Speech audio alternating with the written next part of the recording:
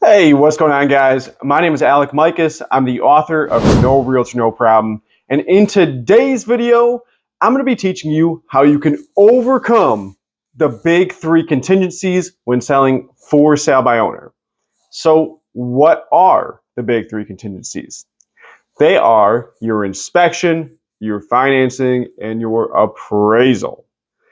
Now, there are additional contingencies, but these ones you're going to see on pretty much any transaction where the buyer is using a loan to purchase, which is the majority of residential real estate transactions out there.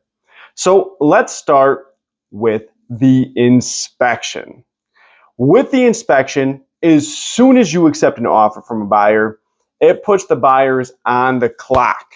They have 5 business days to complete their inspection, and then an additional 5 business days to complete and wrap up attorney review. Now, of course, attorney review can be extended if necessary, but you want to try your best to get it done in that time frame to keep things rolling at the pace that you want to close by if you're trying to close within about the 30 to 45 day marker. Now, one of the biggest things I see that gets sellers in trouble is they get really frustrated about the fact that a buyer might initial on the contract that they're accepting the house as is, but then after the inspection, they ask for repairs or money back. And I want you to know that don't get frustrated. The buyer has that right. Anything that is health or safety related, the buyer can ask for. Just because they initialed as is, they're saying they're not going to ask for frivolous things like a new paint job or flooring or things of that nature, but health and safety, they can ask for. And now, what you're going to do is if you hire an attorney, which I really do advocate that you hire an attorney when you sell for sale by owner, so that way, when you're going through the negotiations back and forth, your attorney can act as your mediator. Because it's really easy when it's your house, you have 30 years of experiences in this house, that you're going to get a little bit more emotional and heated.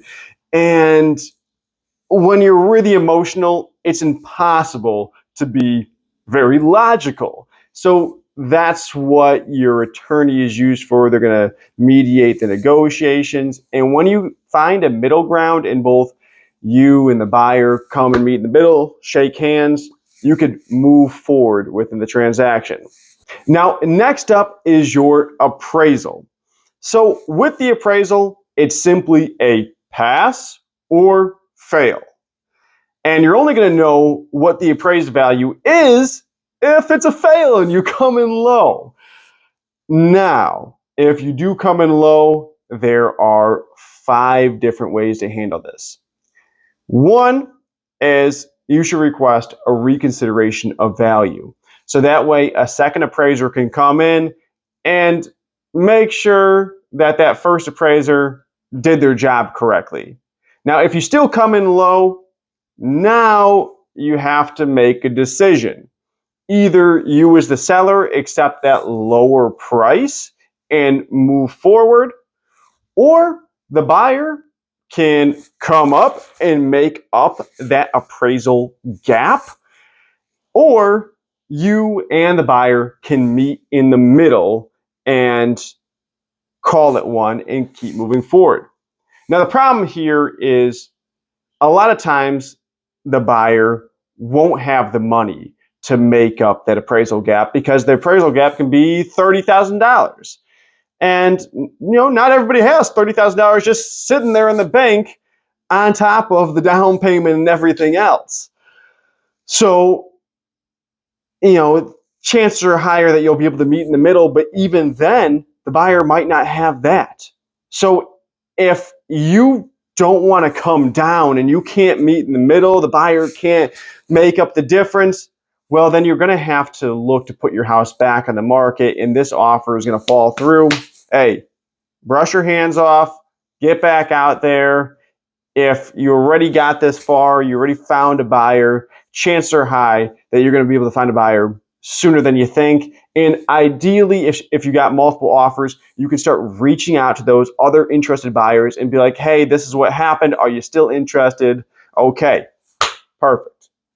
Now, third, this one is the financing. Now, when it comes to the financing, this is out of your hands. However, you do have one lever to pull to protect you. And that is before you accept any offer from the buyer, reach out to the buyer's lender. Even though the lender is helping the buyer secure the loan, they have a legal obligation to be honest with you and tell you their true opinion on if the buyer will actually be able to reach closing table or not. And if you have multiple offers and you reach out to, let's say, the highest offer, the best offer on paper, and that lender says, it might be tight. They may or may not be able to close in the home. Let's see. Then you can say, you know what? I don't want to take the risk. I really need to be moved out in this time frame. I'm going to go with this offer instead. So that's a way to protect you, especially when you have those multiple offers to select from.